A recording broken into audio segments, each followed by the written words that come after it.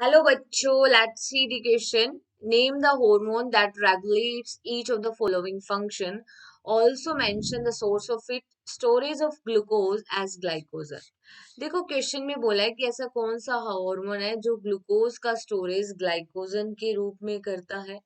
तो अगर हम इस क्वेश्चन के अंदर की कंसेप्ट के रिगार्डिंग बात करें तो हम देखते हैं कि जो ग्लूकोज है, ग्लूकोज की एन यूनिट आपस में मिलके क्या बनाती है?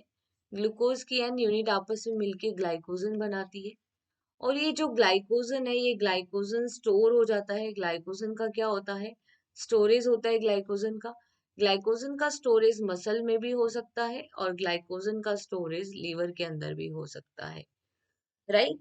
अब हम देखते हैं कि जो पैनक्रियाज होता है, Pancreas एक heterocrine gland है because it is doing function as both exocrine and endocrine.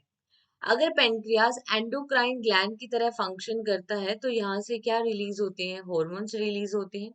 तो हम देखते हैं कि जो पैनक्रियाज है, पैनक्रियाज की बीटा सेल्सोफाइलेट्स, ठीक है, बीटा सेल्सोफाइलेट्स, वहां से रिलीज होता है एक hormone and that is known as the insulin hormone.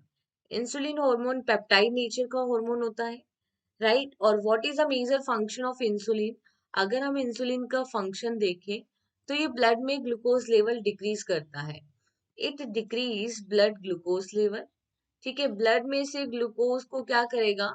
लेके जाएगा और कहाँ पे स्टोर कर देगा? लीवर में। ठीक है, तो ब्लड ग्लूकोज लेवल को डिक्रीज करता है और ग्लूकोज को लेके जाता है लीवर में। और ये लीवर में ये जो ग्लूकोज है उसका स्टोरेज किस फॉर्म में हो जाता है? ग्लाइकोजन की फॉर्म में।